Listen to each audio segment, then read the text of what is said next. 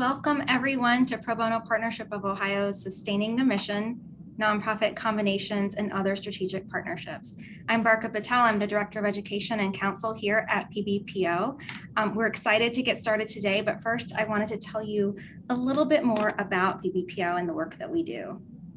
Starting with our mission. Powered by attorney volunteers, we strengthen our community by providing free business legal services and education to nonprofits. We want to say thank you to our community partners that have brought such a great turnout to us today. And we also want to say thank you to our 2022 corporate supporters. So here's just some information of PBPO by the numbers. We're really proud of these.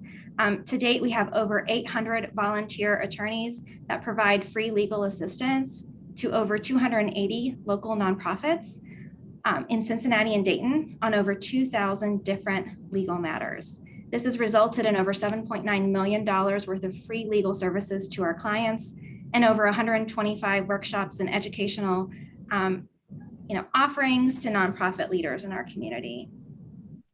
This is just some of the criteria of becoming a PBPO client. You can kind of read through those here. If you'd like more information on that, feel free to reach out to us or to visit our website. And these are just a sampling of some of the legal projects that we handle. So this is what our clients can expect from us. They can expect quality legal services from experienced attorneys that volunteer through us. They can expect to work with their own PBPO attorney that's skilled in the areas of nonprofit law and tax-exempt organization law. We help you identify legal issues, identify areas of risk, and we can discuss best practices with you. We always place our matters with subject matter experts, with your PBPO attorney overseeing every matter. And finally, in addition to that, we provide educational outreach like the webinar that you are seeing today. What we hear most from our nonprofit friends is we don't know what we don't know.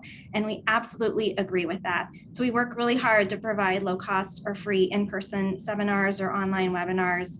We work hard to partner with our community partners like we're doing today. And we work with nonprofit leaders and board members on a wide range of topics. And if you sign up for our mailing list, you'll be able to see what's coming up and sign up for those, as well as receive our nonprofit newsletter and legal alerts. We publish articles throughout the year. So we're winding down the year. These are our upcoming PBPO webinars. Think before you sign, considerations for nonprofits entering into contracts coming up in October. And then also the final session of our employment updates that we've done throughout the year. And we are already planning a robust 2023 schedule. So we encourage you to sign up for our mailing list, which you'll see here, so that you can kind of be kept up to date and register for those as well. So before we get started, we wanted to let you know, of course, what we're talking about today is not legal advice. And we encourage you, if you are one of our clients, to reach out to your PBPO attorney if you have questions, or to reach out to your own legal counsel. So here we are so excited to have this conversation with our experts today on sustaining the mission, nonprofit combinations, and other strategic partnerships.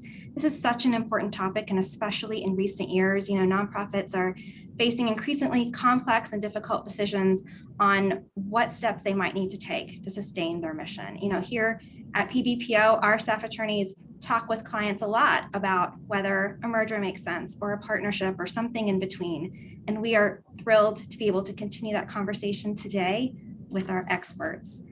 Marta Brockmeyer is an independent consultant whose practice specializes in nonprofit partnerships. Matthew Loftus is Associate General Counsel, Global Transactions at the Procter & Gamble Company. And Aaron Shepard is Assistant General Counsel, Corporate and Securities at the Procter & Gamble Company. And I'll let Dr. Marta Brockmeyer start us off. She's going to give us a little bit more background on herself, and Matthew and Aaron are going to do the same as well. Thank you all so much for being here. Thank you so much. I'm just so happy to be here when we've had a good time preparing for this because we're all so passionate about it. Welcome to the conversation about one path to preserving your mission. We know there are others, but this is what we'll be talking about today. Matt and Aaron will be telling you more about themselves in a minute. All of us have a lot of experience working on combinations, and we're all very committed to nonprofits. I've been doing consulting for over 30 years and now limit my practice to human services, which is really what I'm passionate about. I love supporting the missions and the people who do the work to make them happen. I've worked on 55 partnership projects. And just a reminder, I'll just share the views of one consultant. You would talk to someone else and get a different idea. And we have to keep this at a very high level today. We know that everyone is a different state, has different states of information. So we're going to do our best just to give a broad picture. And I'll be facilitating today. This is going to be very informal. So we'll just hop in when we need to support each other. Matt? Thanks, Marta. So as Barca said, my name is Matt Loftus. I lead Procter & Gamble's global M&A group. I've been doing M&A law for about 20 years, the first about decade of my career at Tapster, Tennies & Hollister in Cincinnati, and then the last 10 or so years here at Procter & Gamble. And so what you'll hear from me is I've seen a lot of stuff in 20 years in the M&A world. And so always trying to educate and see what we can learn from things that we've seen others do, maybe incorrectly is the most polite way to say it. We're being recorded, so I'll try to keep things above board. Aaron? Yeah, where would we be without the governance lawyers? So my name's Aaron Shepard, and I have been with P&G for about 12 years now. I spent the first part of my career doing advertising and trademark law. And then in the last 5 years or so, have moved over into our corporate group, which, among other things, does a lot of governance work with the board of directors and with our executives. And enjoyed the opportunity to bring some of that perspective into some volunteer work with PBPO and to share that with you today. Though I think Matt and I are both here to learn from Marta as much as the rest of you are. So, but we'll be happy to chime in with some of our perspective as well as we go. Thank you. I feel the same way. Let's just talk for a minute about the nonprofit environment right now. The last 3 years have been exhausting. Every leader I talk with, even though they persevere and they're doing a good job, are absolutely worn out. So just very briefly, let's remind ourselves of what the last few years have been like. It's difficult to do planning because there's so much uncertainty. It's almost impossible to do long-range planning right now. We have overwhelmingly complex client needs. They come to us not with just one presenting issue, but several. So not only do we have more clients, but they are more difficult to serve because they have multiple needs. We're still working through COVID. We don't know always what that means. There's been an increase in the amount of money required just to support basic services. Staff members are sick. Of course, we have the ongoing employment issues. The foundations and the United Way have shifted their priorities in the last year or two, which makes any kind of planning even more difficult. And the country is still highly divided politically. And I know that many of us are tired of hearing about politics, but the reality is, with nonprofits, that is an enormous issue. We are highly divided. And so the level of support that a nonprofit might have enjoyed previously is now a little bit in question. So it's been a tough time for all of us. Now, I don't want everybody to get mired down in depression. But I thought normalizing the environment would be helpful to us. So we are thinking about ways to increase your capacity to deliver services and to sustain your mission. We are in a relationship-based industry.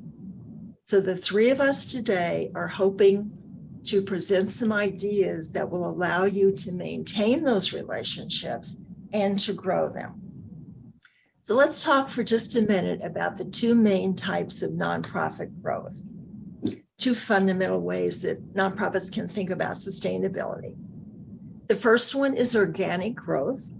And in this way, You know your market, you've done a good job, you've done your research, you have slowly developed growth and services in an organic way. It's controlled growth, but it does take time, and you need capital to bring it to scale. The second way nonprofits typically grow is through strategic partnerships, especially restructuring. You can expand rapidly, diversify your services, and achieve economies of scale very quickly. But of course, it does take planning and investment. The best nonprofits use both, and neither is better than the other. It's all a question of what really makes the most sense. The best partnerships and the most successful nonprofits rest on a foundation of both. So that's just something to keep in mind. So we know intellectually and sometimes from experience that partnerships are beneficial, and we can easily forget why they're beneficial. So why would an organization pursue a partnership? What would you like to do that you can't do alone? And my statement that I always keep in my mind is, if we had blank, we could blank. If only we had this capacity or service, we could provide this for our clients. And in my experience, it's not just about money. I will hear people say, well, the only reason to do this is for financial reasons. And I would disagree. That has not been my observation over the years. So, pursuing a partnership, we can provide additional diversified services, and this is the most common reason people pursue a partnership, at least in my experience. It allows an increased focus on the mission, a deeper understanding of strengths and weaknesses. If any of you have ever been through an accreditation process, I don't have to tell you about this. It's similar with the partnership exploration. You're going to know yourself in a different way. You may have access to expanded markets and a new way to retain your funders and expand those, hopefully. Administrative efficiencies, particularly in light of increased IT costs, access to staff with specialized expertise, which you may not have now, and a lot of professional development opportunities. So these are just a few of the reasons that there would be value in pursuing a partnership. So before you think about this, are you in a state of readiness? Are you actually at a place where you can pursue a different kind of partnership? And I'll share a few things, and then Matt and Aaron will join us for this one. A nonprofit is in a state of readiness when it can respond to mission enhancing opportunities immediately. I'll say that again. A state of readiness when you can respond to mission enhancing opportunities immediately, which means that you are in good shape before this opportunity comes. So we want to be looking for signs of a healthy culture, what your values are like, do you have adequate resources? And these are a few things you want to look at. First, would this be an opportunity which brought mission consistency? It's so easy right now to go after the funds. You have an opportunity, you think, well, we could stretch a little bit, we could probably pull that off, but it may cost more in the long run. You get a 2-year grant and you want to expand into something that's not an ideal fit with your mission. Then when the funding's gone, you probably are going to have to pull back. So is it consistent with your mission? Do you have a solid strategic plan? And by that, I mean one that actually is reviewed regularly. More importantly, do you have an implementation plan? And is that reviewed each month? Is your strategic plan current? And if you have a 10-year plan, that's probably not going to be very helpful right now, given the environment.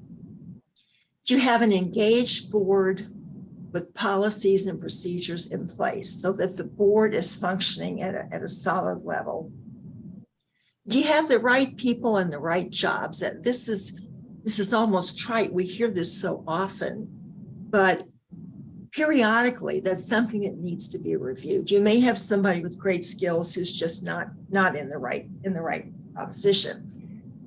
Do you have succession plans for the key leaders? It's easy just to think in terms of the executive director or the CEO.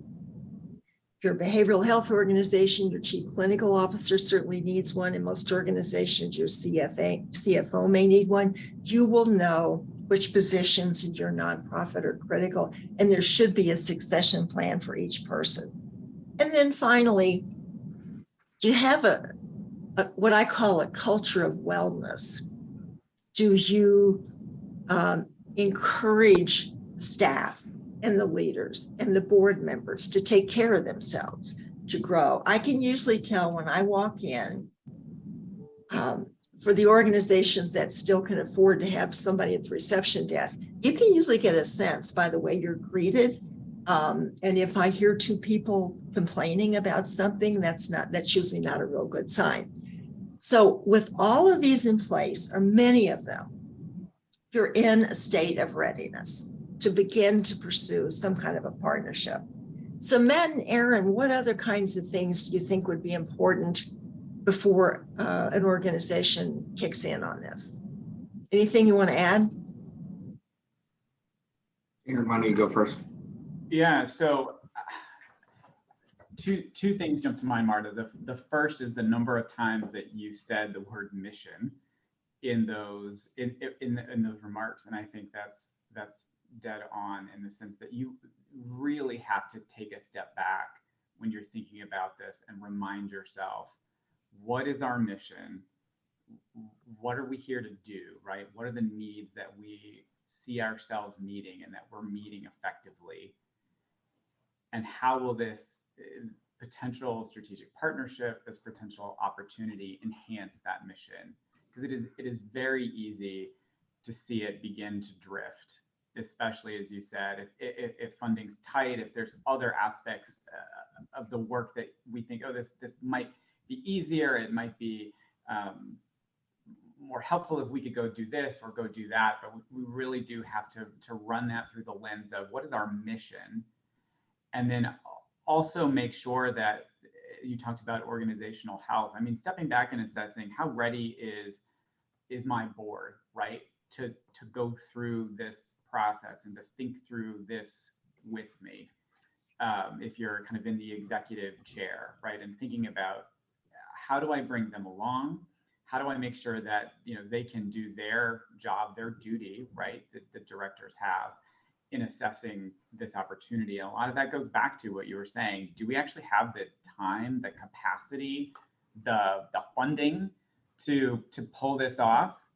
It also goes to what is the impact going to be on our current programs? A lot of this work can be it can be a lot of work. It can become all-consuming, as Matt well knows, and distract from some of the other work that the nonprofit is doing. So I think it's very important too to think about how will we execute this type of approach in a way that doesn't distract from the mission. I mean, Matt, what would you add? And I'll try to speak up. I know my audio has been quiet. Yeah, I mean, look, I think Marta said it a little bit, right? And so like the mission kind of the broad organizational mission is kind of the most important. To me, I'm a broken record on any kind of strategic partnership or commercial transaction, which is there must be clarity of purpose, right? Like, what is the strategic intent that you're trying to accomplish? Is it scale? Is it capability? Is it reach? What specifically are you trying to do it? And it sounds overly simplistic, but I've had clients both externally and internally literally write down on a blackboard or a whiteboard what that strategic intent is, because as you go through this process, there will be ebbs and flows through the process, consistently pointing back to what are we trying to accomplish, and is what we're doing is where we are actually meeting that goal.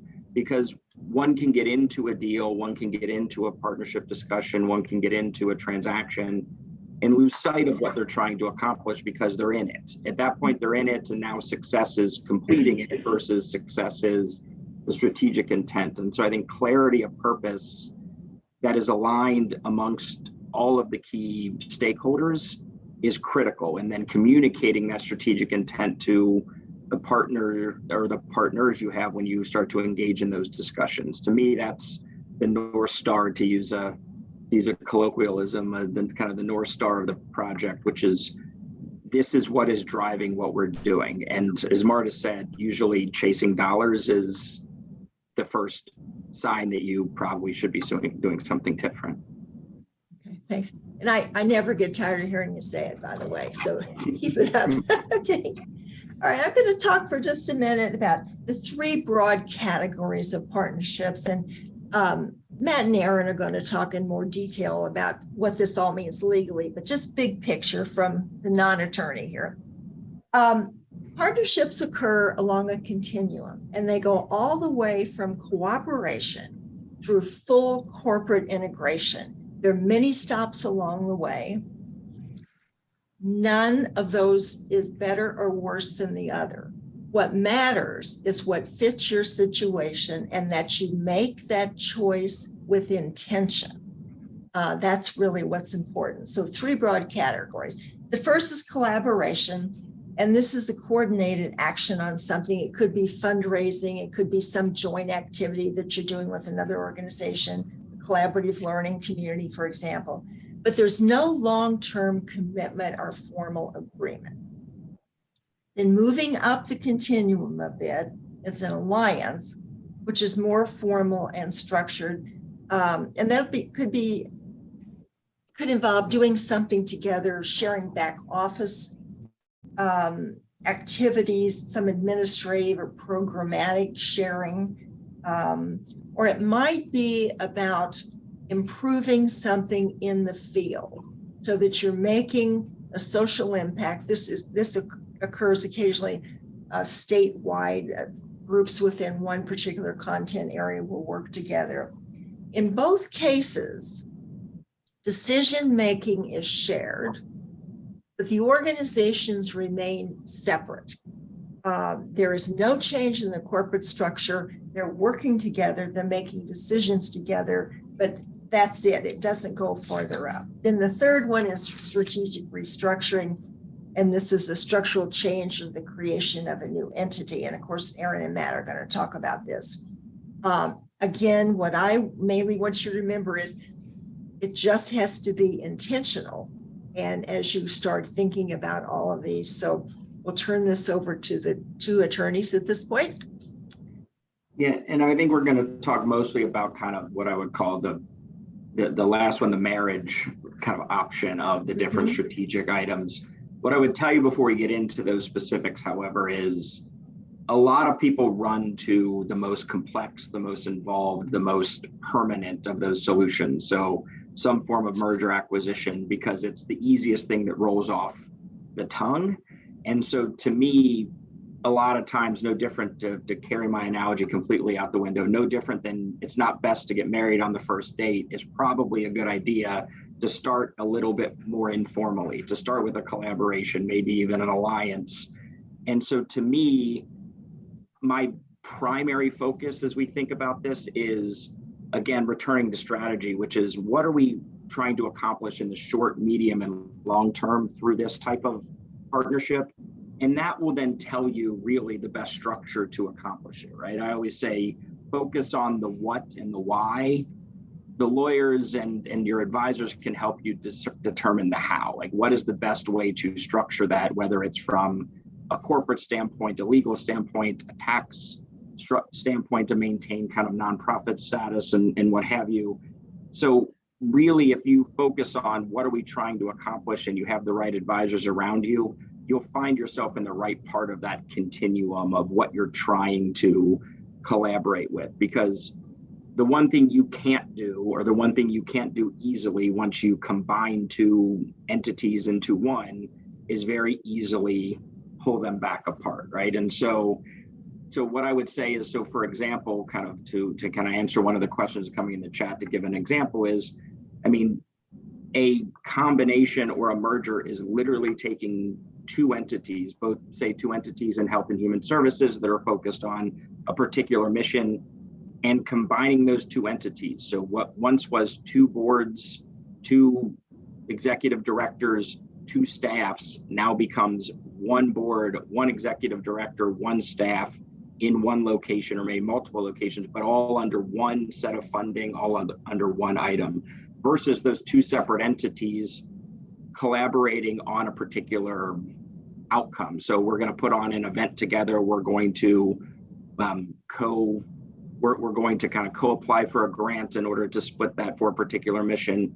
The merger, the acquisition end game is we have decided we are better together than we are separate in a permanent way. And so that's why I say that's the most extreme portion of it. And sometimes it's the absolute right answer, but oftentimes you really have to think about, again, what are we strategically trying to accomplish? Is this about pure scale? Is this about synergies, meaning we can do more with less if we have things combined together? Is this about 1 + 1 = 3? And so that to me is the type of thinking that you have to do when you're talking about what are we trying to accomplish. But really it gets down to what are we missing? What are we missing in our organization? And have we concluded that we can't just get that through our own means by hiring, by further grants, by expanding ourselves? It's better to find a partner that's in the same space or in an adjacent space and come together. So Aaron, I don't know if you have any other perspective on it. Yeah, I would just add the other factor that can be helpful to think through is time horizon, right? Is the need that you're trying to address, is it a short-term need? Is it a crunch? Is it an immediate need that really needs a permanent solution? Or is it just that you need a partner for the next year or 2 on a strategic initiative?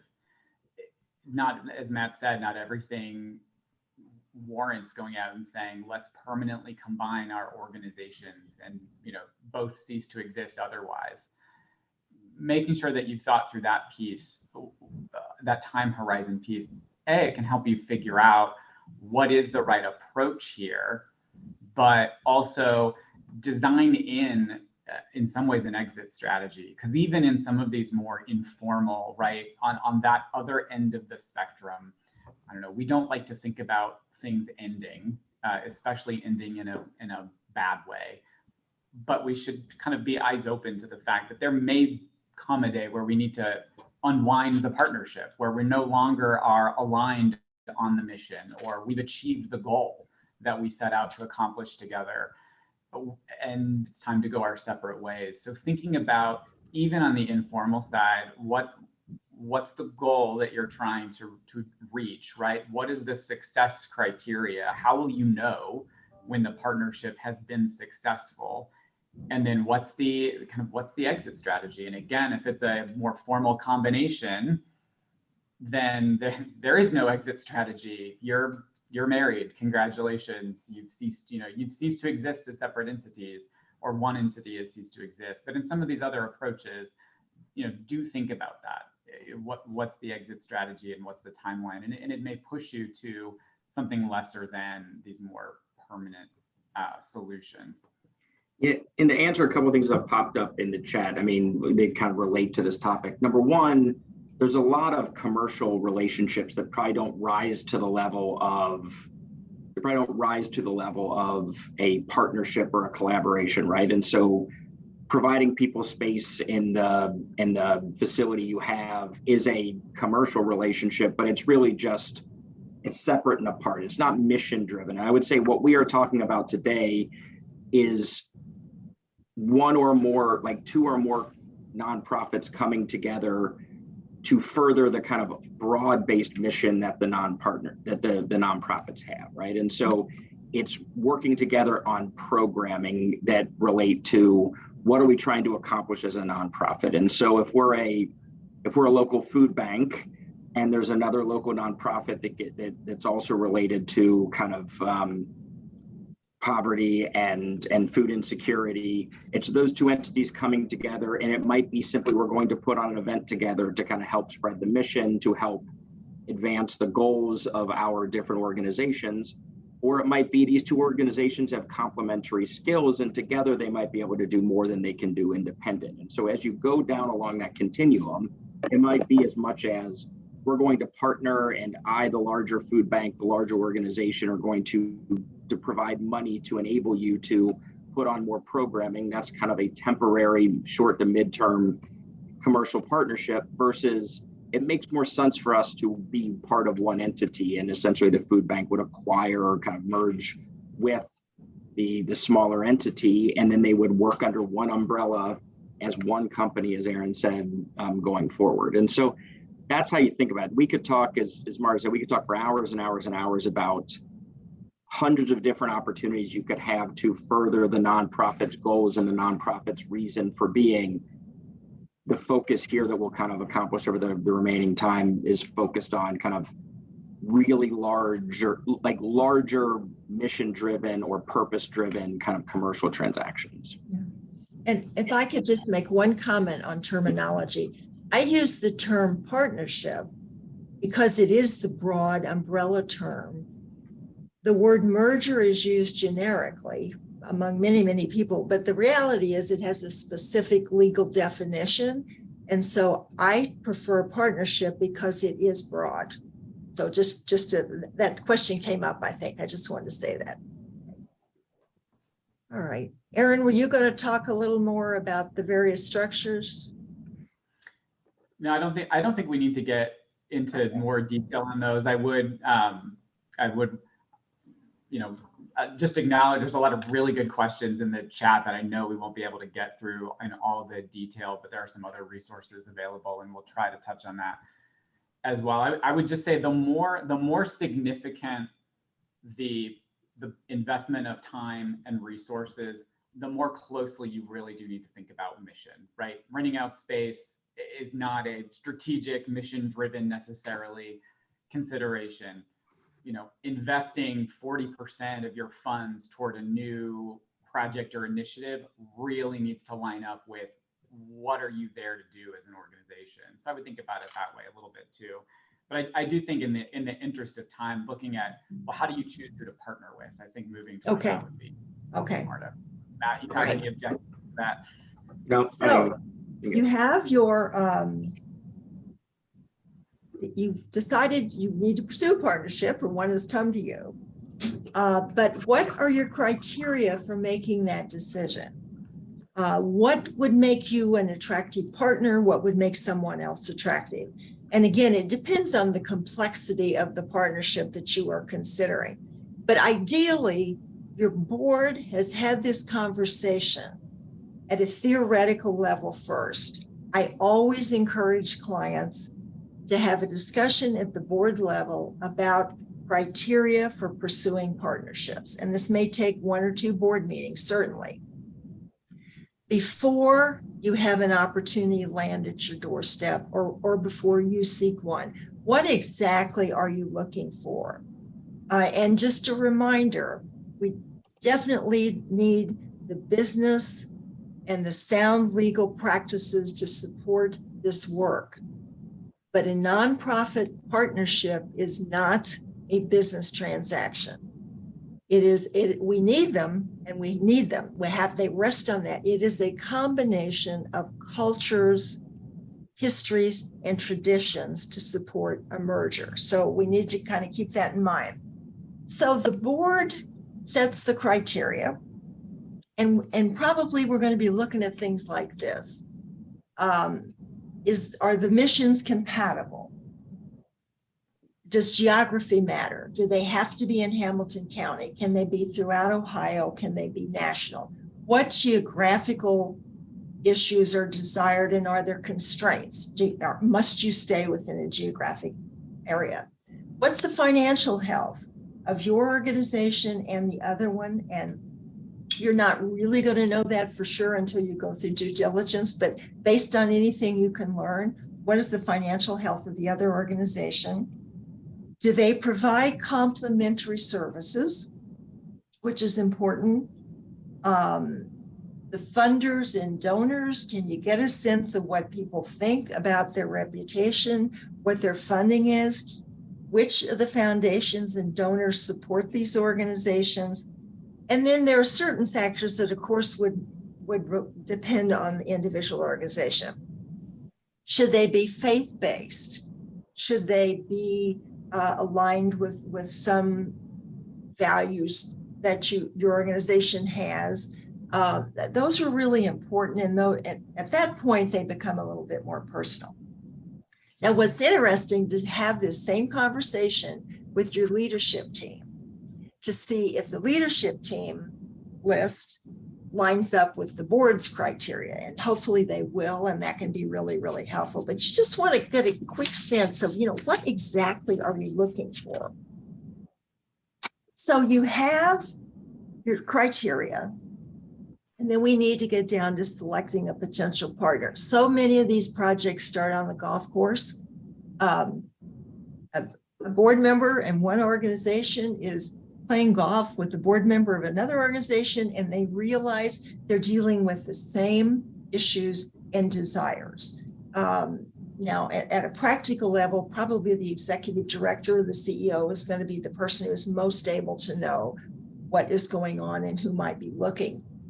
But so often these conversations start informally, which I always think is a good sign.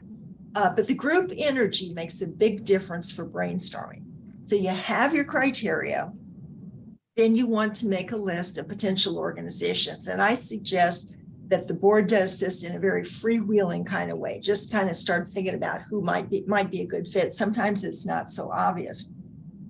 So your criteria, a list of potential partners, select your 3 critical deal breaker criteria, and see which organization lines up with that. Now, it may not be this tidy, but this is a really good way to start anyway. And you may think, well, gosh, we don't know anybody there, but you can start the conversation. One leader can certainly reach out to the other one. And there are conversations like this going on all over the country. There's nothing unusual about this currently, certainly. So if your organization, the board votes to explore a potential partnership, then we want to look at how that typically flows. And there are 3 general phases of this work. The first is the negotiations phase, and this usually goes 6 to 8 months. This is the point from when the boards vote to pursue the partnership through the period of studying to see if this really makes sense. And then at that point, the steering committee, which is composed of people from both boards, they will vote to either recommend to the boards that this go forward, or they will recommend that it not go forward, or they will come up with a different criteria. The steering committee is a recommending body. This is definitely a board process, definitely. So in addition to due diligence, the review of the financial information, the legal information, the contracts, all of that kind of thing, which are critical.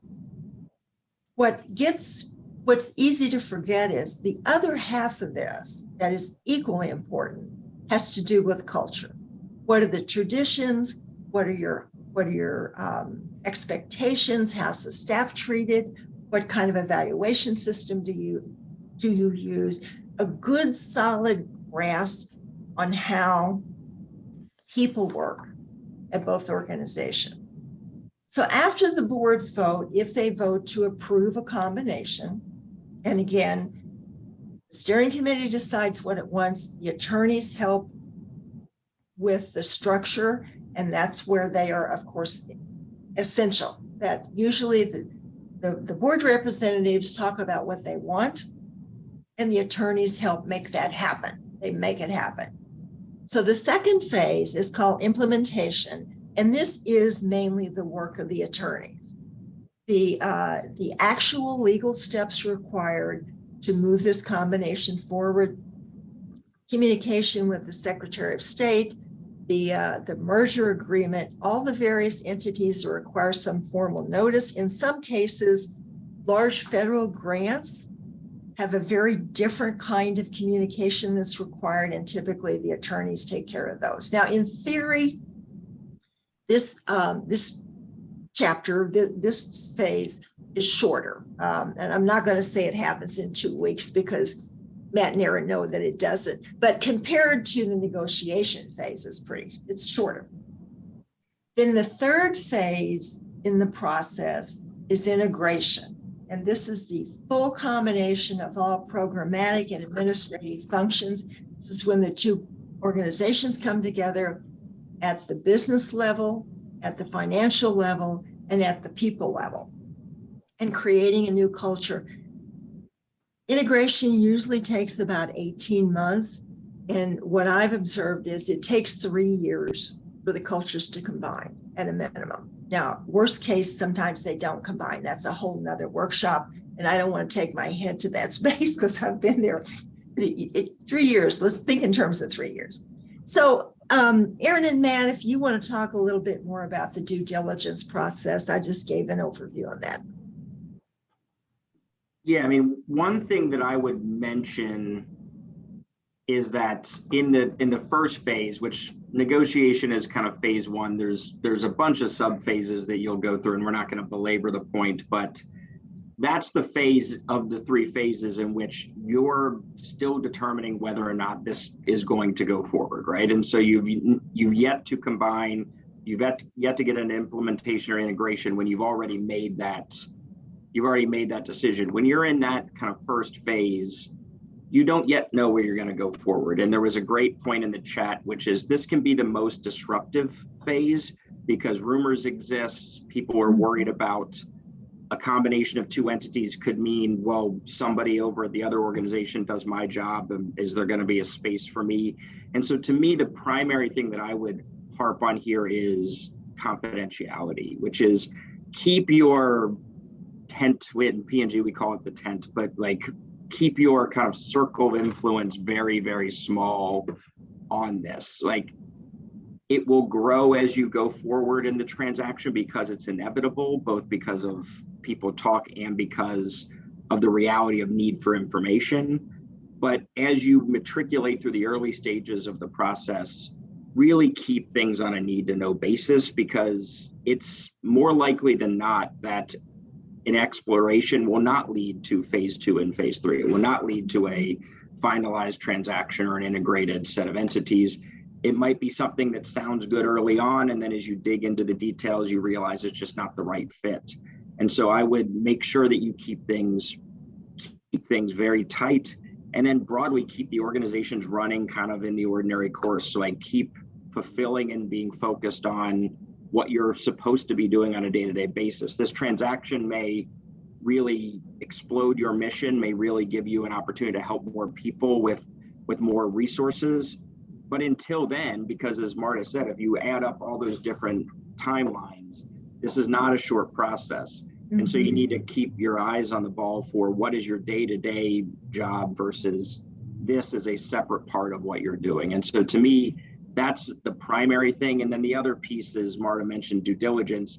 Due diligence is simply, I mean, for lawyers, it's sometimes just reading a pile of paper and understanding different rights of federal grants and contracts and your lease that you have for your facility and what would a transaction mean for that. But due diligence is also about proving out your theory. Your theory or your strategic goal of this transaction is, I want to accomplish X. We've gone through partner criteria, as Marta mentioned, and picked a partner that we think accomplishes X. Due diligence is continually asking yourself the question through every question you ask, every piece of paper you read is, are we still there? Are we still at a point where we're comfortable that this transaction will further that strategic mission, that strategic goal that we have for this transaction?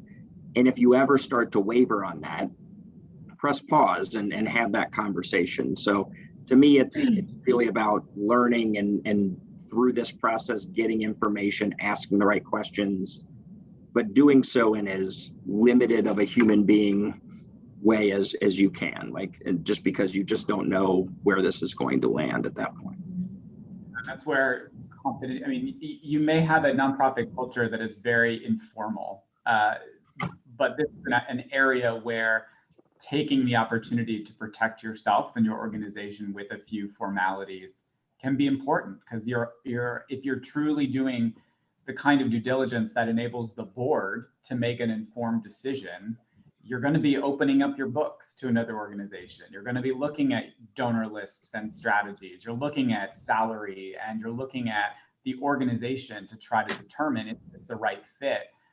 You know, you may very well walk away from this as a partnership, but you're doing that, you know, you've armed people with information about your organization, and you're armed with information about the other organization. So, you know, leaning on your directors a bit as a way to, you know, give them the burden of doing some of that work so that you can focus on executing the mission, and then protecting yourself with, you know, whether it be a confidentiality agreement or, as Matt said, very practically keeping the circle small is helpful. Matt, did you have something to add?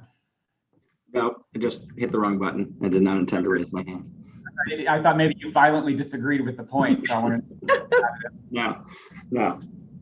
What I always say to groups is, particularly when we're getting close to the end with negotiations, is you are never going to have the ability to review the entire universe of knowledge that you would like to review. Ultimately, this becomes a well-informed leap of faith. And if a group decides not to join, that does not mean they made a mistake. The integrity of the process is what's most important here. And if people leave that discussion feeling like the process was fair and thorough, then generally people are very peaceful when they part. I mean, at least in the nonprofit world, that's typically what happens. But you know, they fall apart at the last minute. I've certainly had lots of stories I wish I could share, and I can't. But I mean, we can do everything right in terms of process, and then things get nuts at the end. So this is leading us to what makes it more likely they'll go through. I would say that. So let's just talk for a minute about what the consequences of not partnering are, or could be, and then we can maybe have time for some questions. So let's say you just want to stick it out by yourself and you're really not interested in partnering with another organization. Well, your programs may become outdated and may be less appealing to clients and their families, which is likely to happen. You may become ineligible for funding or new funding. You may lose political support, and without overstating this, it's easy for an organization to become somewhat irrelevant. If you don't work with others, you're not going to be invited to the community meetings that matter. The state organization is not going to ask you to participate in the same way. So you're going to just be out of the circle of influence in terms of promoting your mission and your content area. Your outcomes may slip, accreditation may be in jeopardy, and particularly right now, you're likely to lose staff because we know we don't have enough staff anyway. And if staff members, really good staff members, feel like the organization is increasingly out of touch, they're likely to look elsewhere. And one of the obvious reasons to partner, it is almost universally a requirement in seeking funding. Most foundations, most funders won't even look at an application unless you have letters of support, and not just the letters, but a clear description of how you're going to work together to further the goals. The single focus program, smaller organizations are closing their doors all over the country. And I think based on what I've learned, it's often because they don't want to consider working with other people to support their organizations and their missions. So I guess my main thought that I do want to leave you with is how we respond to this environment, which is highly challenging, which we all know, will determine whether or not our missions will survive. So I'm hoping that after our presentation today, you will be thinking about this as one path to sustaining your organization. So Matt and Aaron, I'm sure you have some final thoughts too. I mean, look, this is hard, right? Because a combination of this level, so merging two entities together, is likely not what somebody ever woke up one morning and hoped they would do, right? And so sometimes it's focusing on and it's taking a step back and saying, as a nonprofit, what are we trying to accomplish? Are there issues with us accomplishing it? And can this help? And that should drive the transaction. But again, it shouldn't drive things completely out the window, right? And so let's not follow that philosophy out the window. Sometimes the best transactions you do are the ones you don't do, right? And so continue to focus on how can we serve the individuals or the communities that we're trying to serve. Can a transaction like this advance that? But always being open-minded on, is this really the right thing for our company, for our entity, for our nonprofit, for the communities that we're serving? Continually ask that question. Until, as Marta said, the documents are filed with the Secretary of State. Right? No one's bound to anything. And so if the transaction isn't right, even if you spent 6 months doing it, that's okay. It's okay to walk away from it because it just ultimately you found something that meant that this transaction really isn't what you thought it was. That's okay. Continue to have that open mind, continue to be inquisitive and curious about whether this will work. But otherwise, I agree with Marta, right? Like we are in a world, both in the nonprofit community and others, where scale matters and scale provides and opens doors that others do not.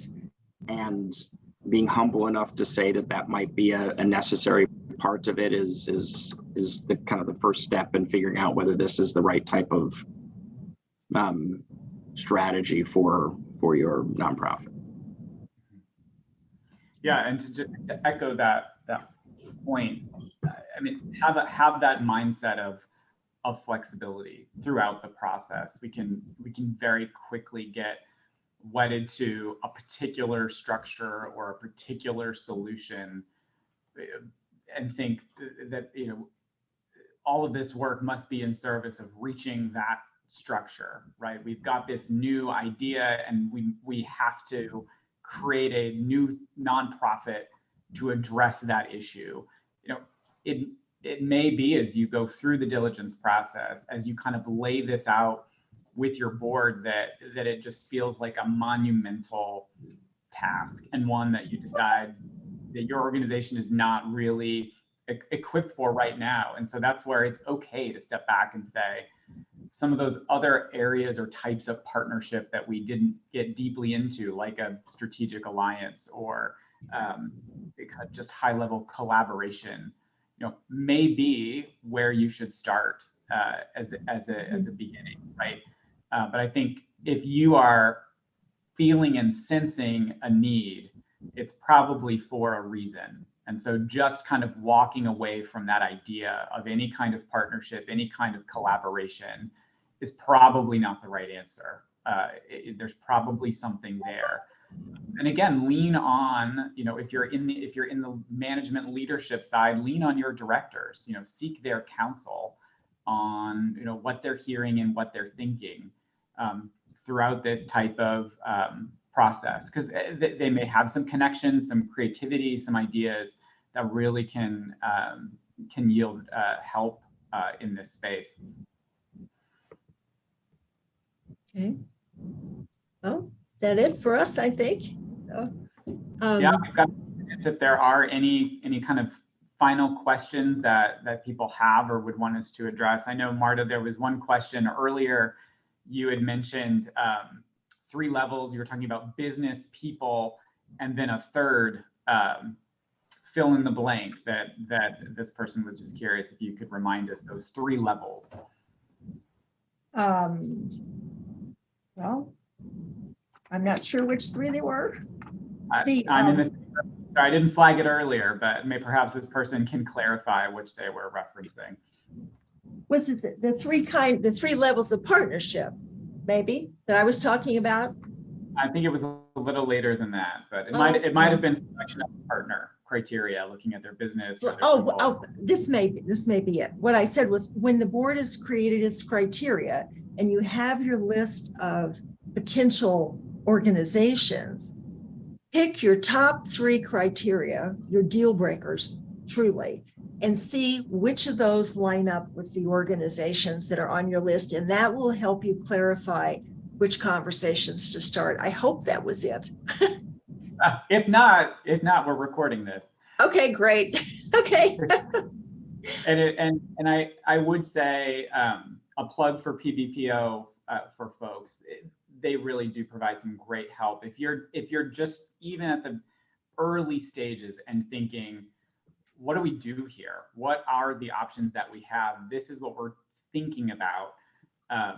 Obviously, if you kind of meet the criteria, they're able to help you.